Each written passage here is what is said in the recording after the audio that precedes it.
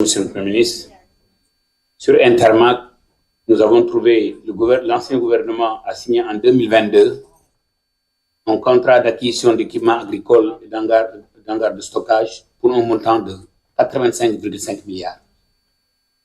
Le gouvernement du Sénégal a payé 65,8 milliards. Livré 16,6 milliards. Le fournisseur a déjà importé des équipements et des hangars disponibles ici à Dakar pour un montant non livré de 14,8 milliards. Vous me permettez de préciser, quand on avait pris les moissonneuses, beaucoup de gens parlaient dans la presse qu'on avait réquisitionné. Le vrai terme, c'était que ça devrait être une mise en disposition, parce que l'État du Sénégal a déjà payé 65,8 milliards.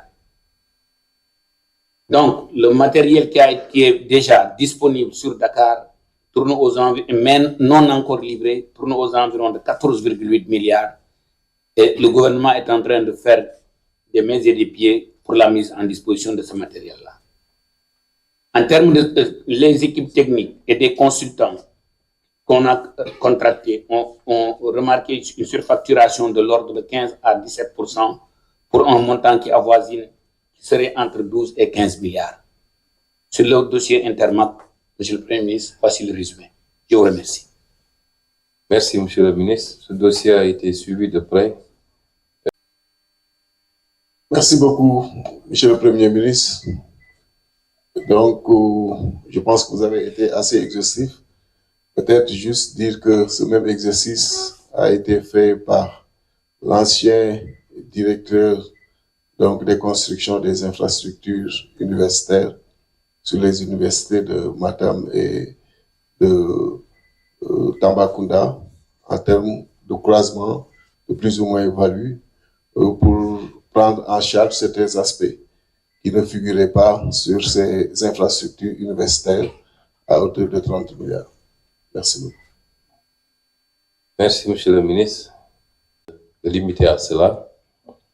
Le prochain portera sur le foncier, pour lequel j'avais également mis en place deux comités.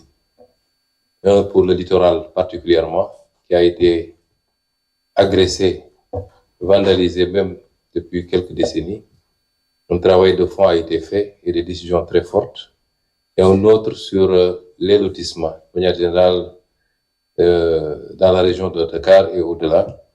Des conclusions ont été rendues, des décisions prises. Et je pense que le prochain rendez-vous portera spécifiquement sur le foncier. Je voudrais dire simplement que cet exercice est un exercice de transparence, de reddition.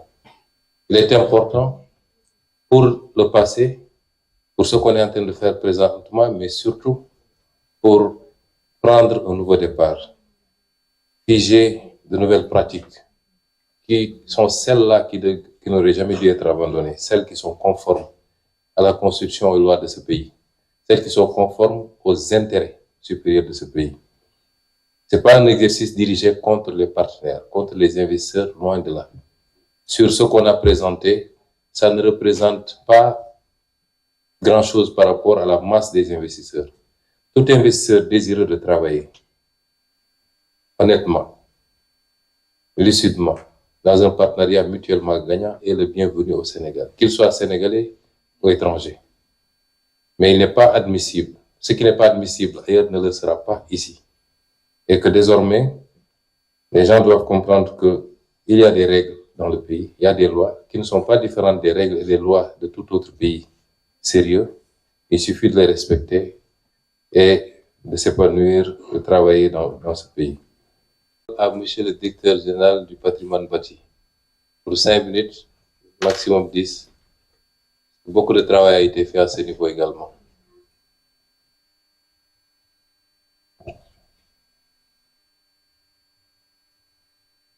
Merci beaucoup, Monsieur le Premier ministre, Monsieur le ministre, Madame la Secrétaire d'État.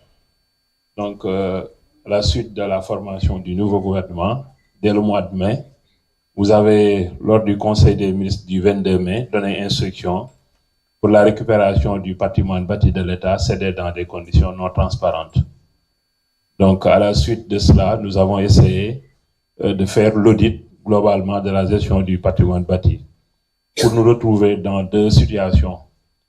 Nous avons constaté que des baux emphytéotiques ont été donnés à des particuliers sur le patrimoine bâti dans le cadre de la revalorisation de ce patrimoine. L'État a un patrimoine assez important, mais qui se trouve dans un état de vétusté.